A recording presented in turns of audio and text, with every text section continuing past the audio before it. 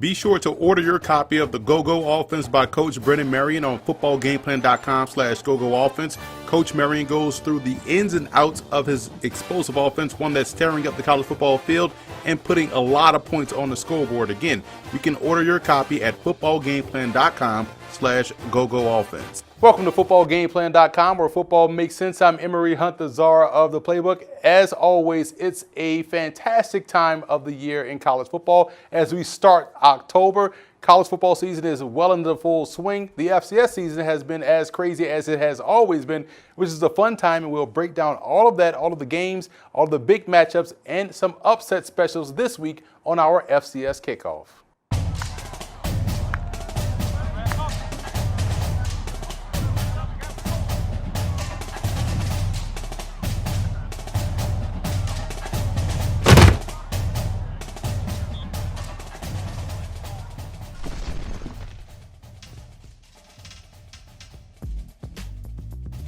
Welcome to the FCS Kickoff Show. I'm David Hassagen, and this is your 4-minute offense. With conference schedules well underway after Week 5 in the MEAC, a 4-horse race is developing that will be entertaining to watch as the season continues. Preseason favorites North Carolina A&T and Bethune-Cookman find themselves at the top with Florida A&M and the NC Central Eagles, with all 4 teams sitting at 1-0 in conference play. One of the best stories of the 2019 season is coming out of the Southland Conference. The Huskies of Houston Baptist sit at 4-1 to start the season after finishing a combined 2-20 over the past 2 seasons. The program, which just started football in 2013, has been led by junior cornerback Bailey Zapp, who has already thrown for 21 touchdowns this season and a 71% completion percentage. The Huskies have earned wins over South Dakota and Northwestern State and nearly beat FBS side UTEP in Week 1, but the tests have only just begun. Houston Baptist will start their conference schedule in earnest this week as they host last year's Southland surprise Incarnate Word. The Ohio Valley Conference has seen plenty of upsets this season, which has made for a wide open field for the rest of the campaign. Dark horse teams like Austin Peay, Tennessee Tech, and Eastern Kentucky find themselves above national powers Jacksonville State and Southeast Missouri State in the early going, which has only jacked up the pressure on the Gamecocks and Redhawks. SEMO will have its first conference game this week as they face surprising Tennessee Tech, who sit at 4-1 on the season. And finally, the CAA may have a new favorite to earn the conference championship this year, and they are the Villanova Wildcats. In a field that expected James Madison, Towson, and Delaware near the top, it's been Nova who have started 5-0 on the season and 2-0 in conference play. Back-to-back conference wins against Towson and the defending CAA champion UMaine have moved the Wildcats, who were predicted to finish 9th in the CAA preseason poll and did not have a single player named to the preseason All-CAA team, in the driver's seat. Head coach Mark Ferrante will have to keep his team's focus on Week 6 with a trip to Harrisonburg just 2 weeks away, because this week they will travel to William & Mary, who have been a tough test this season under new head coach Mike London.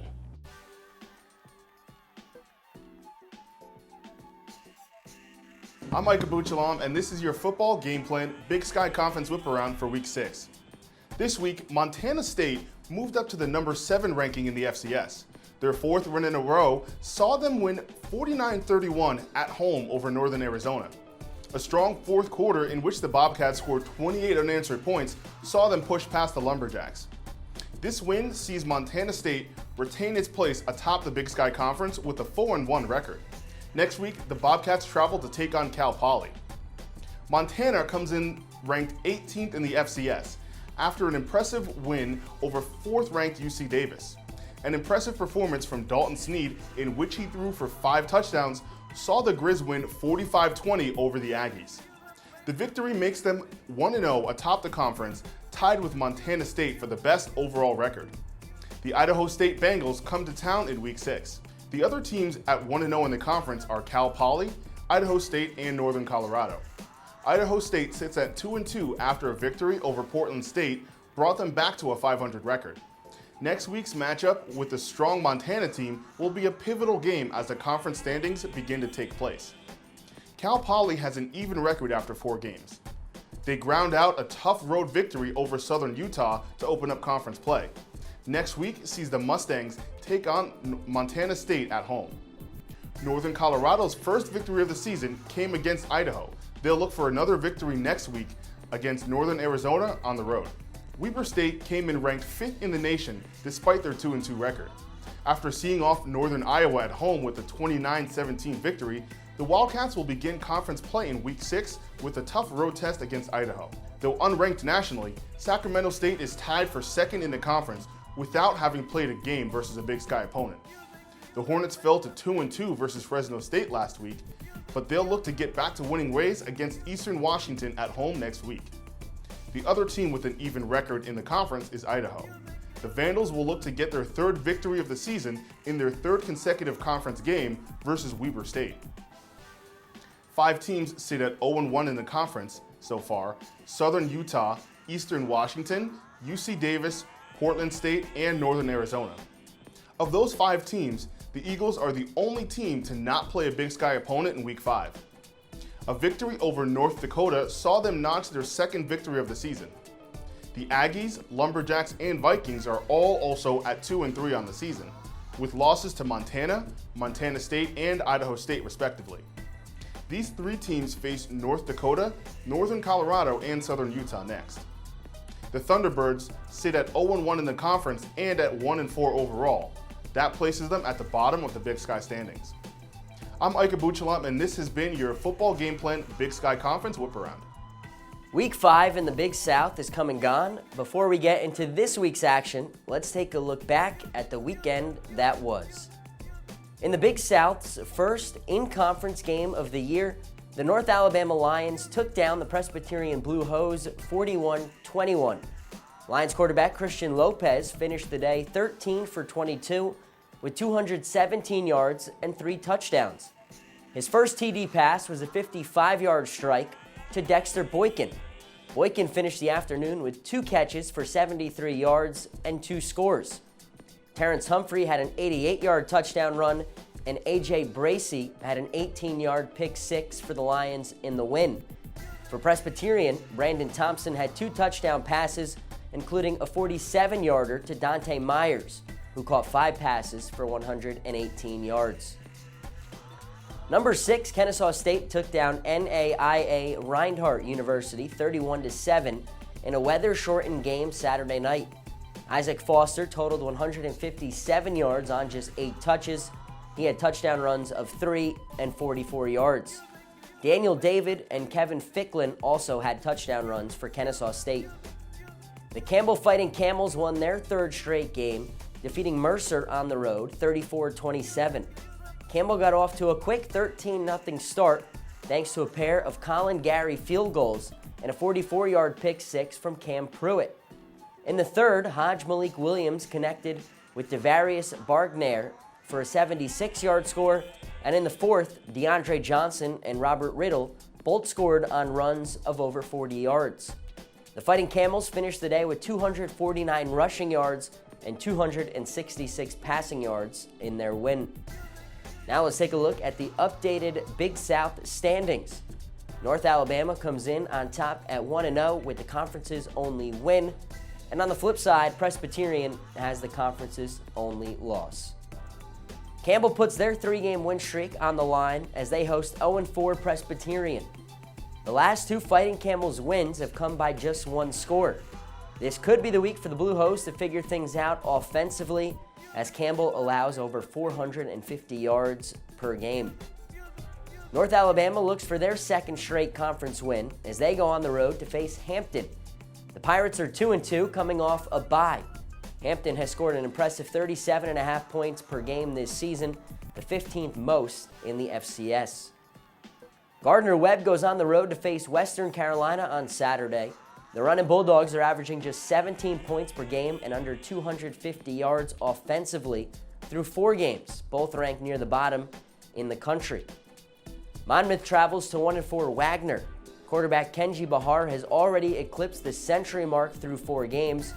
He leads a Hawks offense that's gained over 420 yards per contest. Defensively, the Hawks have allowed just 412 rushing yards, the 22nd best mark in the country. Charleston Southern hosts Division II Savannah State. The Buccaneers have yet to win a game this season, and their last 2 losses have been by single digits. They also only score 14.3 points per game. That will do it for this week in the Big South. Come back next week for all the results and more. For the FCS Conference Whiparound, I'm Frank LaSala.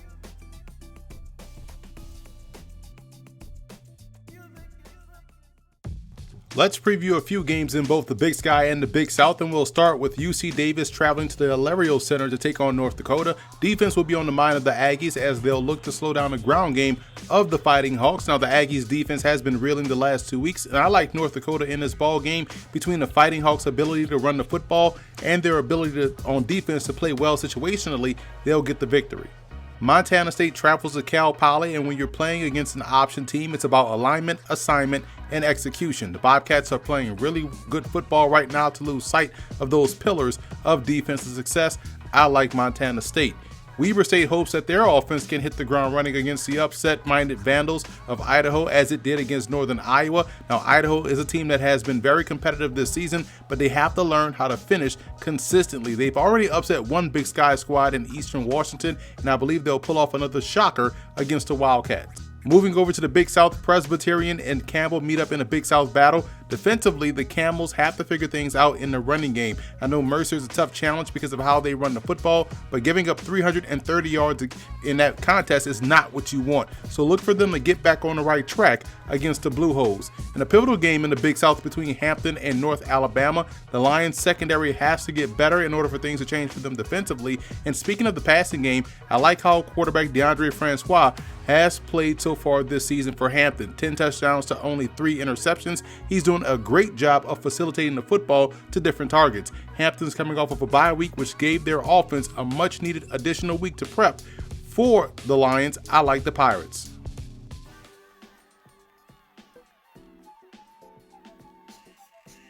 It was another great week in the CAA.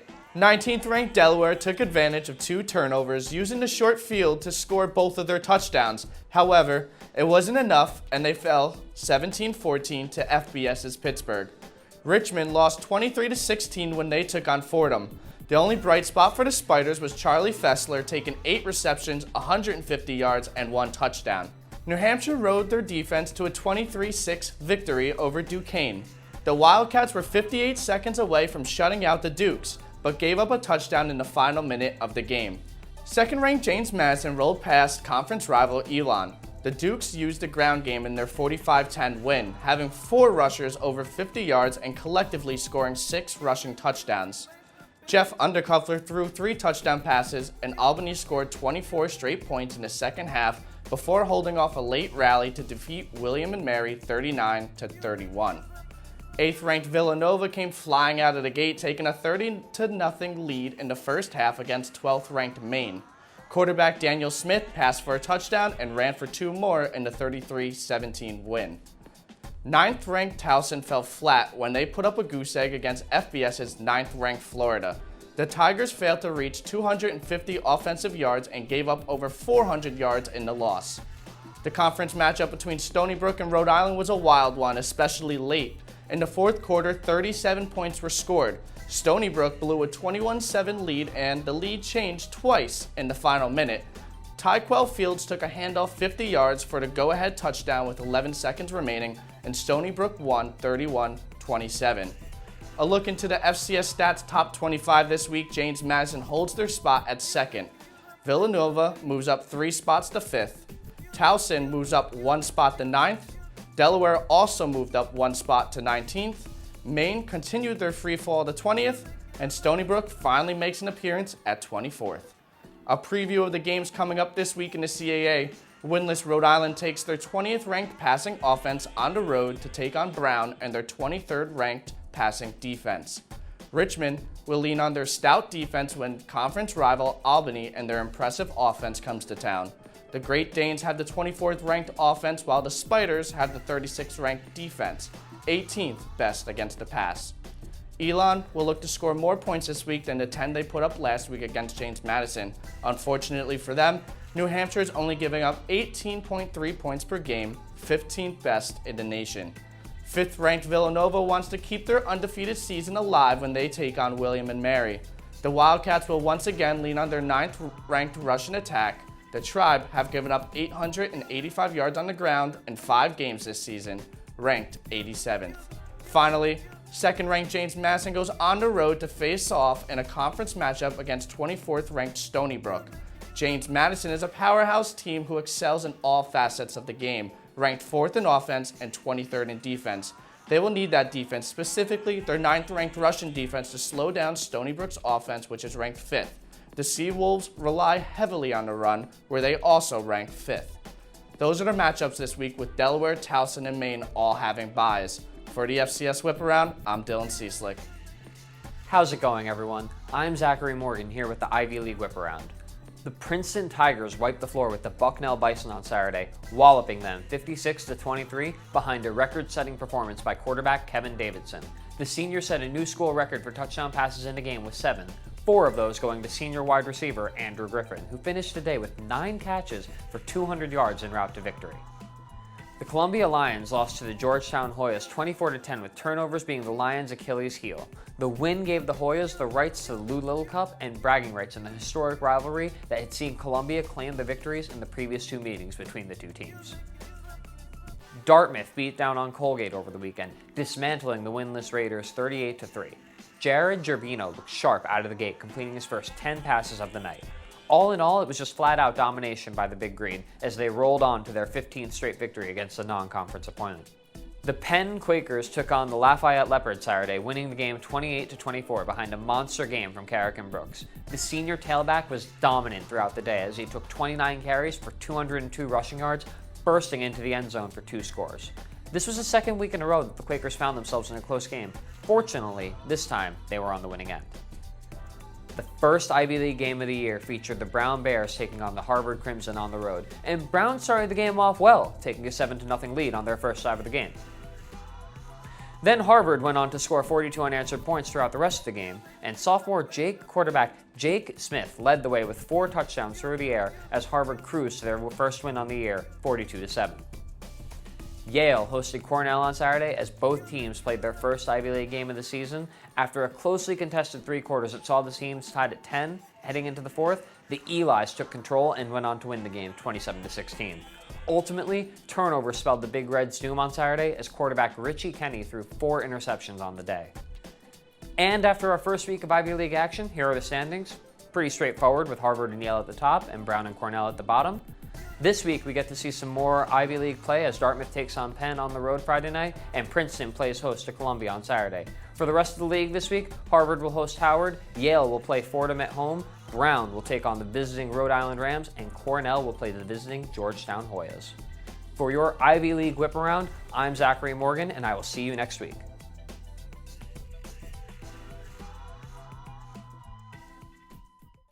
An intriguing matchup here in the CAA between Villanova and William & Mary. The defense of Villanova gets a unique challenge from the Tribe's go-go offense. I like Villanova in this ball game. This is a great example of experience versus youth. Villanova has the former, while William & Mary has the latter. Another huge game in the CAA as Stony Brook takes their swing at the second-ranked James Madison Dukes. We know this game will be predicated on point of attack play, but I feel like the winner will come from a team that can execute consistently on the perimeter, and for me, that's James Madison. Dartmouth and Penn meet up in an Ivy tilt this weekend. The Big Green brings their big defense into Philly on Friday night, but what makes Dartmouth more dangerous this season is that their passing game has been quietly, what I like to call, efficiently effective. So look for the Big Green to take care of business on the road. Harvard welcomes in the Howard Bison up to Cambridge for their first ever meeting with an HBCU program. With all of the turmoil going on at Howard this week, it'll be interesting to see how the Bison come out to play this ball game. Harvard's ability to strike quick with the big play should help carry them to victory.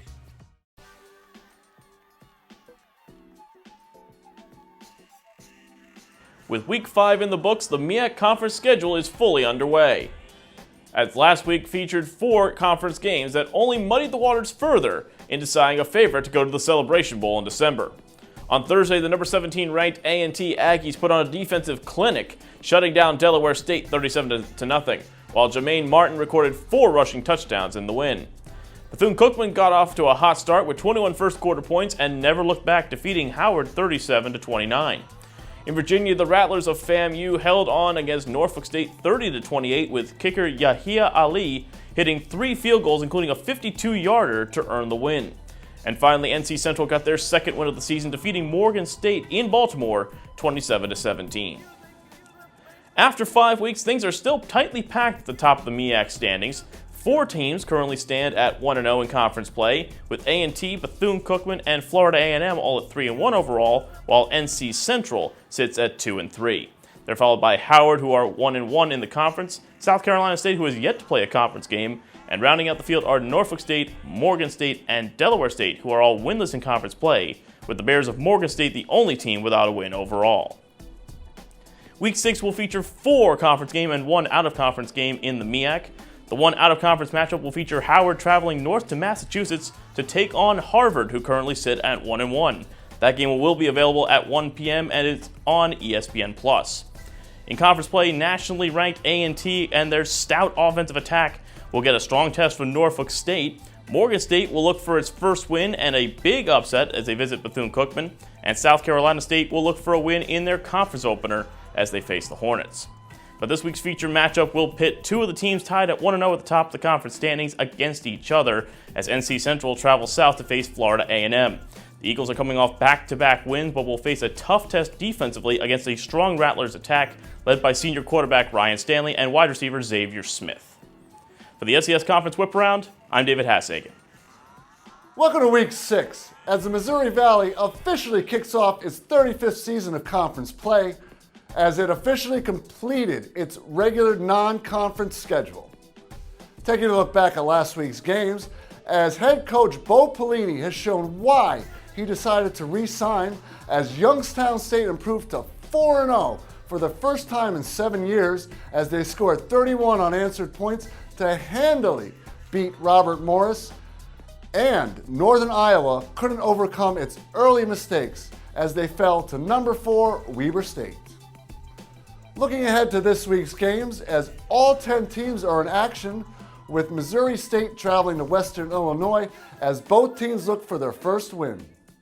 Indiana State, who lost their heart and soul quarterback Ryan Boyle for the season, will now have to turn to their monster running game and stellar defense as they travel to South Dakota to take on the Yotes' high-flying offense led by senior quarterback Austin Simmons and his scary run-pass dual-threat ability. Number 18 Penguin Nation looks to go 5-0 behind their unstoppable running game, which is averaging 296 yards through the first 4 games, as they travel to number 13 Northern Iowa. It won't be an easy task though, as the Panthers, who are led by their defense, which ranks among the best in the league, and held Weber State to 1 total yard in the second half, look to make a statement victory in front of their fans. The surprising Salukis of Southern Illinois travel to number 3 South Dakota State as they look to show the league that they are for real after almost beating 2 FBS teams already this season. But they're going to have to face maybe the most balanced team in the conference, as the Jackrabbits offense has looked unstoppable this season and their defense ranks number 1 in the conference and number 6 in the league. And finally, in the stats game of the week, number 1 North Dakota State takes on their 3rd straight ranked opponent as they travel to Normal, Illinois to take on number 10 Illinois State. Bisman freshman quarterback Trey Lance has been nothing short of magical after being asked to take over the starting reins, as he has 9 passing and 6 rushing touchdowns already this season. But make no mistake, Illinois' defense will throw the kitchen sink at this rookie. The Redbirds' offense will be looking to unleash senior quarterback Brady Davis, who is coming off a 419-yard career game, and Walter Payton Award watchlist candidate running back James Robinson, who is among the FCS leaders in rushing yards with 108 yards per game. If the Bison defense isn't on top of their game, their 25-game win streak is in serious danger of coming to an end. Time for the players of the week. Offensive honors goes to Penguin Nation tailback Joe Alessi, who rushed for 146 yards on 14 carries and a touchdown. Defensive honors goes to Northern Iowa's linebacker Chris Kovaleric, who had 4 tackles and a sack in his first game since October 18th of last year. And special teams honors goes to Penguin Nation punt returner Jake Coates, who set a school record with 133 yards on 5 punt returns, including a touchdown. For the Missouri Valley Conference, I'm Brian Sullivan.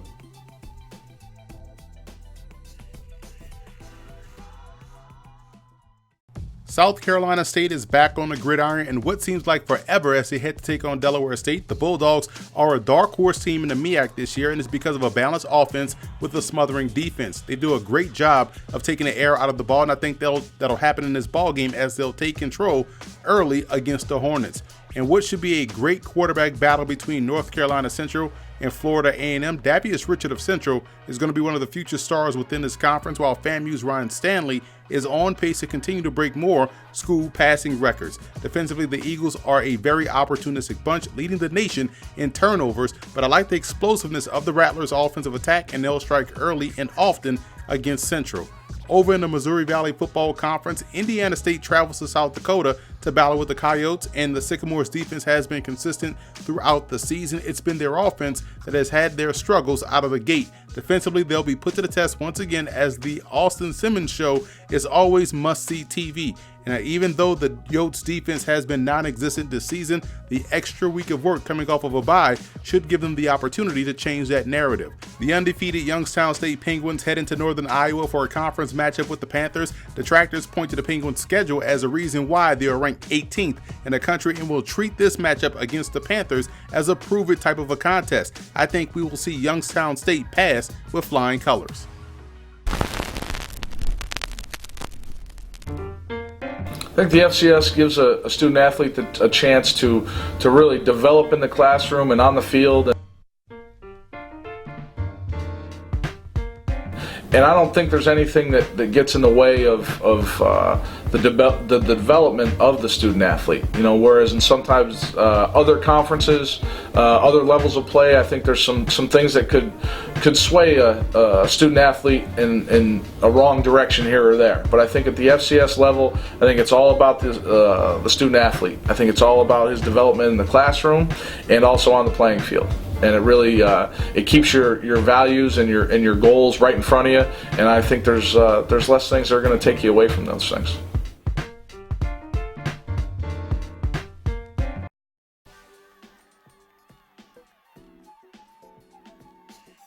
We're well into the season, and the NEC is starting to take shape. The Dukes were 58 seconds away from getting shut out by New Hampshire when Daniel Parr found Kareem Coles Jr. for a score. But this was too little too late, as Duquesne lost 23-6. Jason Brown ran one in as St. Francis beat Bryant in this NEC matchup 16-6. Wagner handed LIU their third loss of the season by beating them 24-14.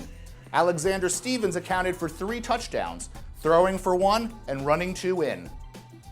Robert Morris loses decisively to Youngstown State, 45-10.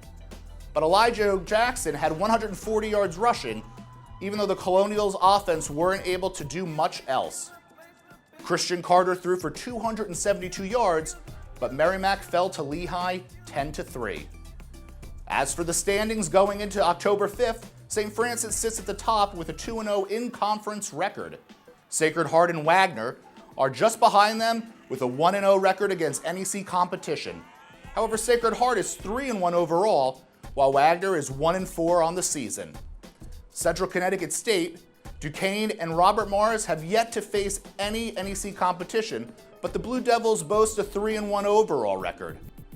Bryant and LIU are at the bottom of the conference. There's plenty of exciting in-conference action coming up. Central Connecticut State and Sacred Heart square off this Saturday. The Blue Devils will need their defense to step up if they hope to stop an offense that can beat you through the air and on the ground. Logan Marchie is putting together an already good season, having over 1,200 yards passing with 12 TDs. Containing Julius Chestnut will also offer a difficult task as well. The sophomore running back has just under 450 yards on the ground and 4 TDs. Central Connecticut State, though, has dual threat Aaron Winchester, who can pose a problem for the Pioneers. LIU and Duquesne go head-to-head as the Sharks take on their third straight FCS opponent. They've been unsuccessful for the season, losing all 3 games. It's not a secret that LIU needs to find a way to shut down Daniel Parr and Mark Allen. The Dukes are 2-2 on the year, but have yet to face any NEC opponents. They have the talent to compete again for the NEC title. Can the Sharks jumpstart their offense that hasn't been successful in the first 3 games? The Dukes aren't going to be an easy opponent. 0-4 Bryant travels to Merrimack. The Bulldogs were not able to get much going offensively against St. Francis. They hope that this conference will be different against a Warriors team that has lost all 3 of their FCS games this year. Merrimack, though, has feasted on lesser opponents, but hasn't been able to get in the win column against the FCS. Christian Carter is having a good season. We'll see this week how he does against Bryant. The Bulldogs need to get in the win column if they have any hopes of salvaging this year. Wagner faces Monmouth this weekend. Wagner finally got a win over LIU thanks to a strong performance by Alexander Stevens. They will need him to have another one as well as one from McKenzie if they hope to tack on another victory. Can their defense step up and contain Peter Guerrero? The Hawks running back has been having a great season. Kenji Bahar is coming off a game where he threw for 393 yards and 2 touchdowns, but he did throw 4 picks in the last 3 games. St. Francis and Robert Morris are off this week before facing each other on October 12th. Enjoy the exciting games. I'm Scott Glennon with this FCS Whiparound. For your Week 6 Ohio Valley action, we have 0-5 Eastern Illinois heading to Murray State. Eastern Kentucky will welcome in UT Martin. Tennessee State is headed to number 21 Jacksonville State. And number 23 Southeast Missouri State will welcome in Tennessee Tech. One of the major stories so far this season in the Ohio Valley Conference has been the play of the Austin Peay Governors. New head coach Mark Hudspeth has done a great job in building on the solid foundation that was left by the previous regime and continue to make the Governors a consistently tough opponent week in, week out. Behind tremendous offensive balance and strong defensive play, the Governors were able to upset 11th ranked Jacksonville State 52-33. Right now they are 3-2 on the season, and when they return off their bye week, they have a huge conference matchup against a very strong Southeast Missouri State team.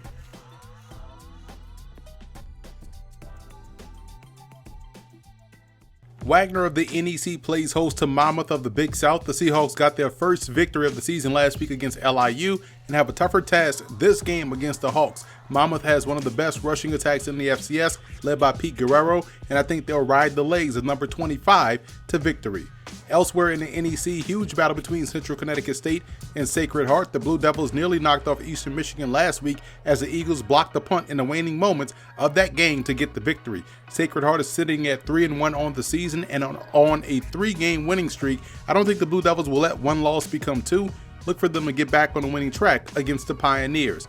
Huge game in the OVC between Tennessee Tech and Southeast Missouri State. It's a prove-it type of a game for both teams, or in fact for the Eagles as they take on the 23rd ranked team in the country. Quarterback Bailey Fisher has balled out this season along with the rest of the offense, who has gotten off to a great start. Southeast Missouri State poses some good defensive challenges at the second level, but I don't trust their offense enough to take them over Tech.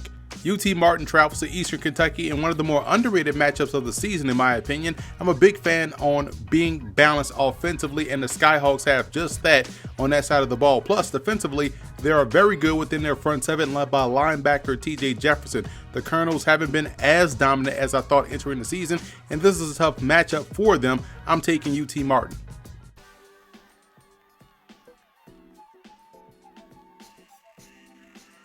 Hey folks, it's time the FCS Whiparound hits the Patriot League, where we had a full slate last week with all 7 teams playing. Georgetown improves to 3-1 with a 24-10 win at Columbia. The Rams improved to 2-3 with a 23-16 win at home over Richmond, and Lehigh gets its first win over Merrimack 10-3. On the losing end of things is the Crusaders falling to Syracuse 41-3, Lafayette losing 28-24 to Penn, the Bison falling at Princeton at home 56-23, and Colgate losing 38-3 to Dartmouth. So, defensive and offensive players of the week. This is a name I've mentioned before in the show, but the nod for offensive player of the week goes to Zach Davis from Fordham. The 5'10 junior running back gets my pick with 146 rushing yards on just 13 attempts, making this game the 3rd time in 5 games where he's rushed for at least 100 yards. Defense, I've got both a 1 and a 1A. Number 1 goes to Eric Slater from Lehigh. The 3 sacks for the 6'2", 230 lineman were huge in getting the Mountain Hawks' first win this season, Plus, he picked up 4 tackles in the win as well.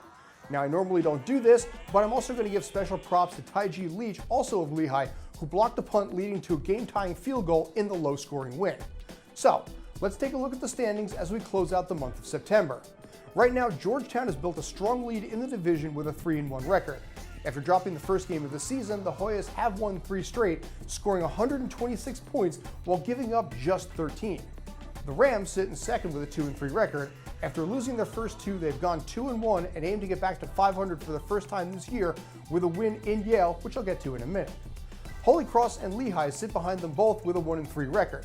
The Crusaders have dropped 2 in a row, while the Leopards were 0-3 until their first win last week.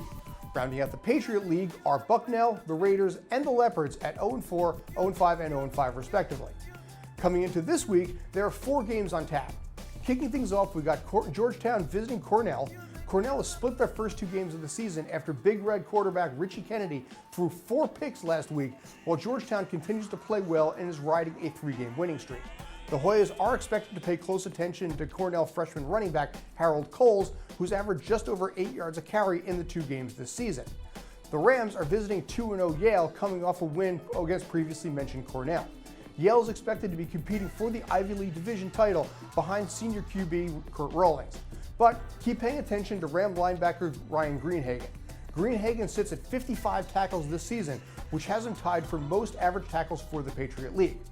Halfway through the season, and now we're finally getting to some conference play with Lehigh on the road against Colgate and Holy Cross visiting Bucknell, but I admit these are going to be anyone's game.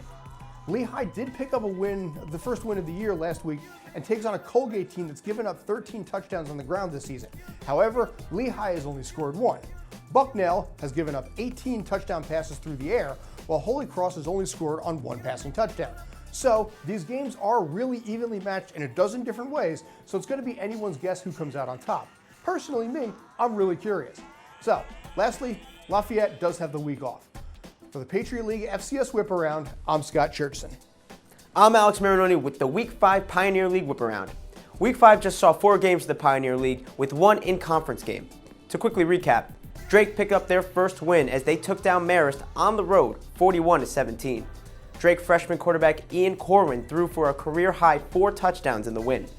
The Drake rushing attack ran for a combined 187 total yards and 2 touchdowns, and senior wide receiver Shane Feller reeled in 6 balls for 102 yards and a score. Down in Jacksonville, the Dolphins ran through Ave Maria 42-28.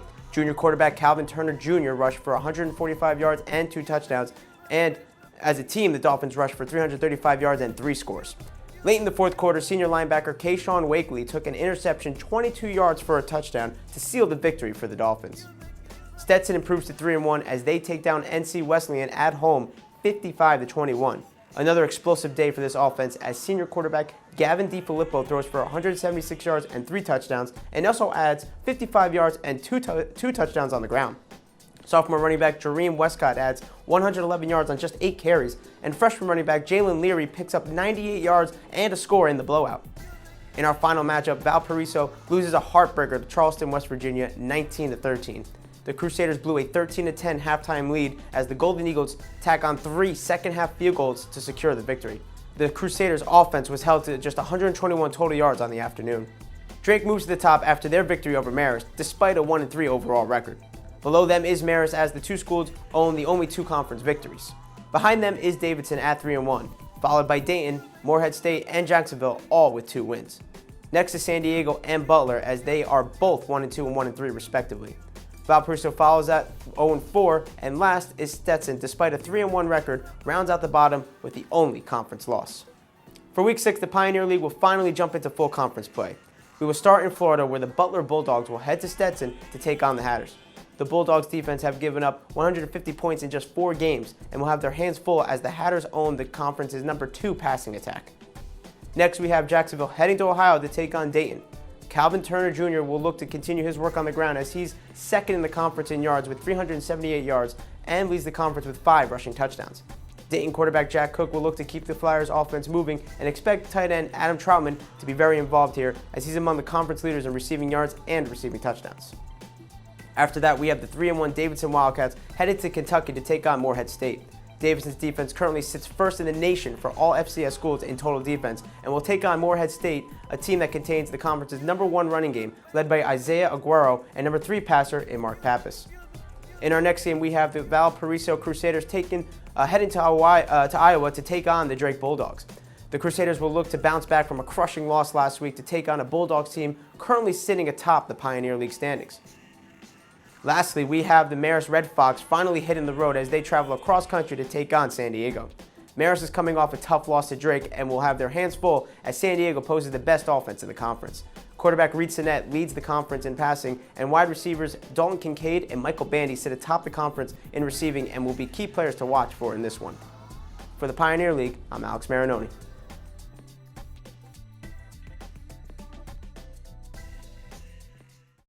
Georgetown heads up to Ithaca to take on Cornell. I like what I'm seeing from the Hoyas offense this season as they're finally playing good, complementary football. The Big Red look very good so far this year as well, and they can run the ball. It won't be enough, however. I do like Georgetown to get the win. Fordham's head coach Joe Conlon makes a trip up I-95 to Yale, which is very familiar territory for him as he was a longtime assistant with the Bulldogs. We saw them pull off the upset last week against Richmond. Now, Yale has been strong defensively to start the season, and their offense, led by quarterback Kurt Rawlings, is already firing on all cylinders. It's tough for me to see them losing this one against the Rams.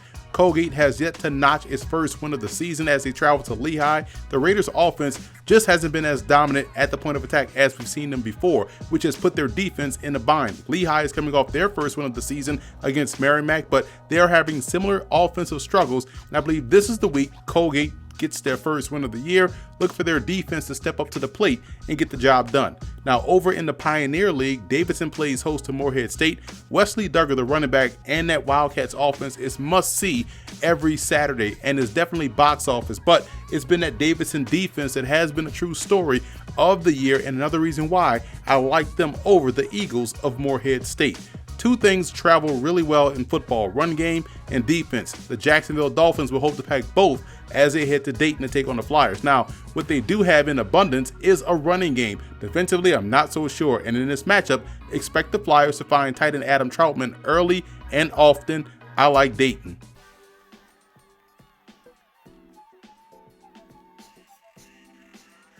Corey Anthony here, bringing you your Week 5 Southern Conference Whiparound, brought to you by Football Gameplan. The SoCon had 4 interconference matchups this past weekend, sure to shake some things up in the standings. In the only non-conference matchup, the Mercer's Bears lost to the Campbell Fighting Camels, 34-27. The Camels held the lead the entire game. The Bears did have a nice outing from their running back DeAndre Johnson, who rushed for 177 yards and a touchdown.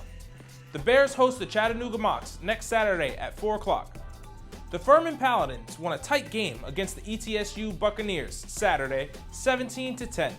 The deciding score came on the first play in the fourth quarter on a 1-yard touchdown run from running back Devin Wynn. The Paladins visit the Sanford Bulldogs next week, 3 o'clock. The Buccaneers host the Wofford Terriers Saturday at 3:30.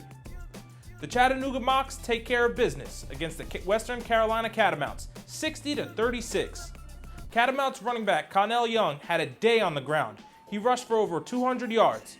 At one point in this game, their punter, Ferguson, took a fake punt to the house for 69 yards. This was definitely a wild game on the ground as the Mocs had 2 running backs rush for over 120 yards and 2 touchdowns. The Mocs visit the Mercer Bears next Saturday at 4 o'clock, and the Catamounts play host to the Gardner-Webb Bulldogs at 3:30. The Wofford Terriers got the job done this past weekend, 51-36 against the VMI Keydets. Keydets running back Alex Ramsey continues to dominate for that offense, rushing for over 200 yards and 3 touchdowns. But it's just not enough as the Terriers rushed for over 430 yards on the day. The Keydets visit the Citadel Bulldogs at 2 o'clock, and the Terriers visit ETSU at 3:30. In what was probably the best game of the weekend in the SoCon, the Sanford Bulldogs pull out the win at home in overtime against the Citadel Bulldogs, 61-55. The Citadel dominated time of possession again, 48 minutes to only 18. But in those 18 minutes, Sanford would just go score for score. Next week, Sanford hosts Furman at 3 o'clock, and the Citadel hosts VMI at 3:30. With all these conference matchups this week, the SoCon standings have shaken up a bit. At number 1, we have the 3-2 Furman Paladins, followed by the 3-2 Samford Bulldogs. Then the 2-3 Chattanooga Mocs. Number 4 is the 2-2 Wofford Terriers. Then the 2-3 Mercer Bears, the 2-3 VMI Keydets, the 2-3 Citadel, the 2-3 ETSU Bucks, and rounding out the conference is the 1-3 Western Carolina Catamounts.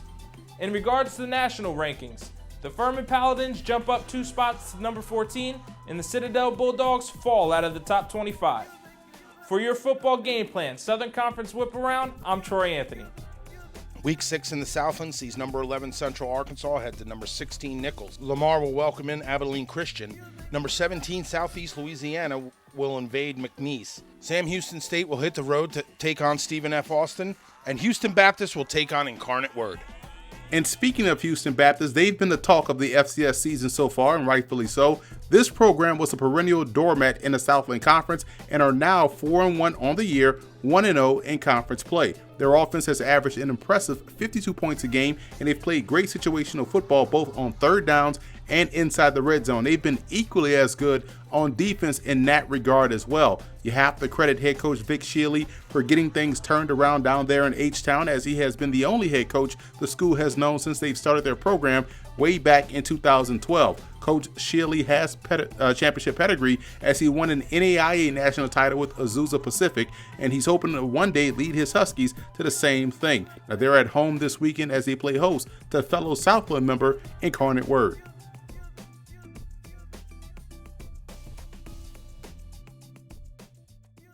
It's the Military Classic of the South as VMI and the Citadel meet up this weekend. This season's game should be a thriller, as the Keydets offense is a high-flying and explosive one. We know the Citadel can put up points as well, and the reason why I like the Bulldogs in this game, defense. I can trust their unit to get key stops if need be, more so than that of VMI. Another big battle in the SoCon with Furman heading to Samford. And speaking of defense, this is going to be a strength versus strength game, as the Bulldogs have all of the offense and Furman has the best defense in the conference. Their ability to get off the field on third down will be the difference in this ball game. Oh, by the way, the Paladins can play a little offense too. Their ability to run the football helps them close out games. Stepping into the Southland, where Houston Baptist hosts Incarnate Word. Now, the Cardinals secondary will be put to the test by Bailey Zappin at Huskies passing attack, and if Incarnate Word can establish a run, it puts them in a great position of control. I don't think that'll happen. I like Houston Baptist to keep this magical season going. Southeastern Louisiana has been one of the steady teams so far in the FCS, showing a great deal of offensive and defensive balance. McNeese doesn't have that usual look on offense this year, and that inability to be consistent there has cost them 2 games. Make that 3, as I like the Lions to win. It's the battle of the Piney Woods as Sam Houston State and Stephen F. Austin meet up on the gridiron. Quietly, the Bearcats have gone about their business in a productive way. It's not the usual consistent 65-point outburst we're used to seeing from the Orange and Blue. Now, defensively, the Lumberjacks may be exactly what this offense needs to flex its proverbial muscles. Rivalry games are usually tight, but I still like Sam Houston State to come out on top. A top 25 matchup will take place in Thibodaux, Louisiana, where Central Arkansas travels to Nichols. This is the first home game of the season for the Colonels, so they're looking to put on a show in front of their home fans. I think that show will come from the defensive side of the ball as they finally get back talented defensive lineman Sully Leach, and they're going to go up against a very good UCA Bears team that has some issues in protecting the quarterback at times this year. So look for that to be the case as Nichols gets the win.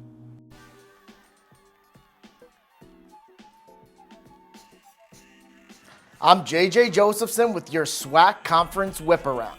This past weekend's SWAC games had everything you could ask for and more, from close games to blowouts and game winners. Let's start off with my weekly SWAC Players of the Week awards. My co-offensive player of the week award goes to Texas Southern Tigers wide receiver Donnie Corley, hauling in 12 receptions for 198 yards and a touchdown. My other co-offensive player of the week is quarterback Felix Harper from Alcorn State, who threw for a career-high 396 yards, including 6 touchdowns and no interceptions.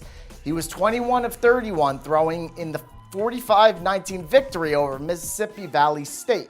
My Defensive Player of the Week award goes to Calvin Lunkins from Southern U, who had 11 tackles and 1 sack, being a vital part of a defense that held Arkansas Pine Bluff to 61 total yards rushing. Now it's time to take a look at next week's matchup in the SWAC Conference for Week 6. Alcorn State, who now sits at 3-2, won easy in their SWAC Conference matchup this past Saturday, 45-19 versus Mississippi Valley State. They now focus on their matchup with Alabama State, who is 2-2, who won a close game 23-20 versus Grambling last week. Alcorn State will go as far as signal caller Felix Harper, who threw for a career high in yards and touchdowns last week. He will be going up against a team in Alabama State who is coming off a bye week. This is a big matchup for both teams who currently sit atop the SWAC Eastern Division, with the winner jumping into the sole first place position. Alabama State is a team that doesn't show much flash, but shows up and plays hard football, while Alcorn is the complete opposite and loves to run up the score. I'm excited to watch this new school versus old school mentality of football teams square up in this week's showdown for first place. Alabama A&M comes into this matchup at 3-2, but 0-1 in the SWAC Conference standings. After dominating Central State last week 63-20, they are in a must-win game versus SWAC opponent Texas Southern, who lost 68-31 to Houston Baptist. The Tigers will need a big game from receiver Donnie Corley and company to hang with an A&M offense that seems to do nothing but put up big numbers week after week. Alabama A&M running back Jordan Bentley entered the record books, netting 29 career rushing touchdowns as the new school record holder. A&M will continue to need dominant play from their O-line as well as senior captain running back to beat a Texas Southern team who continues to struggle. Arkansas Pine Bluff hosts Lane this coming week in their 2019 homecoming game at 3 p.m. at Simmons Bank Field. Pine Bluff has already forgotten about last week's loss to Southern as they moved to 3-2 on the season and 1-1 in conference play. Pine Bluff showed fight all game long but couldn't close the gap on a Southern team who usually finishes games strong. Dual threat quarterback system for Pine Bluff quarterback Shannon Patriot and quarterback Skylar Perry struggled, combining for 4 interceptions last week. Both players so far this season has either both played well or both struggled, and they will need to keep the turnovers to a minimum if they want to have a chance to compete versus a good 2-2 Lane Dragons team. Mississippi Valley State struggles continue, moving to 0-4 on the season, getting blown out by Alcorn State last Saturday. If there was ever a time to get the first win of the season for Mississippi Valley State, it would be this weekend versus a struggling team in Virginia Lynchburg, who now sits at 0-4 themselves. At the end of the day, the winner of this game will be whoever who wants it more and isn't ready to quite quit on the season. With both teams combined losing their last 10 overall games dating to last season, we shall see which team has a bigger heart and finds a way to win the first game of their respective seasons so far. Both Jackson State and Grambling State lost last week by just a touchdown in their SWAC conference matchups. Jackson State fell to Kentucky State 33-25, while Grambling lost 42-38 to Prairie View A&M. Grambling State Tigers returned to Jackson in their W.C. Gordon Classic for its home opener, with both teams needing a conference win respectively. All eyes will be on JSU quarterback Derek Ponder and the JSU offensive line. Grambling State looks to find their first win of the season after failing to close the deficit late last week. Grambling is a team that has lost by only a combined 16 points in their last 3 games this season. The focus this week should be on finishing games strong, as they usually jump out to an early lead. This will be a matchup between two very similar teams who play sound football and love to create turnovers. I'm JJ Josephson with Football Game Plan's FCS Conference Whiparound. Thanks for watching.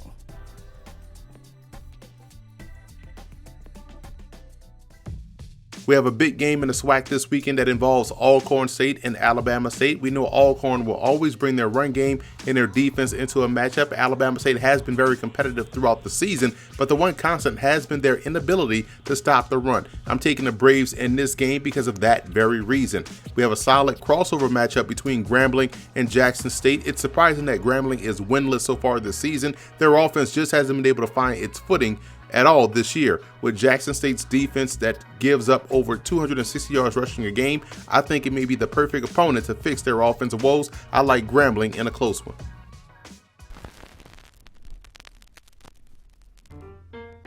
I think that the main reason to choose HBCU is for the family atmosphere. The guys are going to get the core values that their parents taught them, that their family members tried to raise them. You'll have a close-knit atmosphere. You'll actually have guys that care about you as a person. So I think that's the main reason for choosing the HBCU.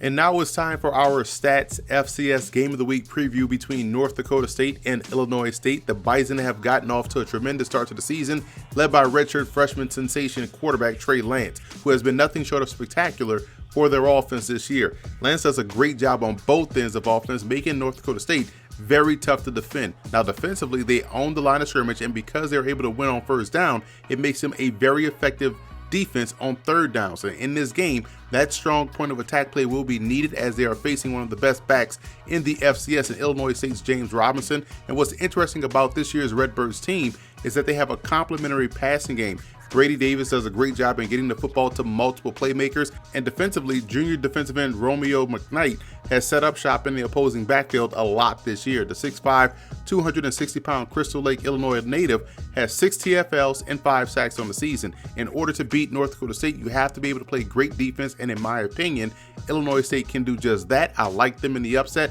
Under head coach Brock Spack, the Redbirds' philosophy has been strong running game and physical point of attack play. I think both will lead them to an upset victory over North Dakota State. So that's a wrap for the FCS Kickoff. I'm Emory Hunt, the czar of the playbook. Be sure to follow me on all of my social media accounts, and don't forget to check out and subscribe to the Football Game Plan Network located at youtube.com/footballgameplan. Also, be sure to subscribe on iTunes for Football Game Plan Podcast, where you can find our FCS Opening Drive podcast, where David Hassagen and myself bring you all of the news, notes, and tidbits and storylines around the FCS.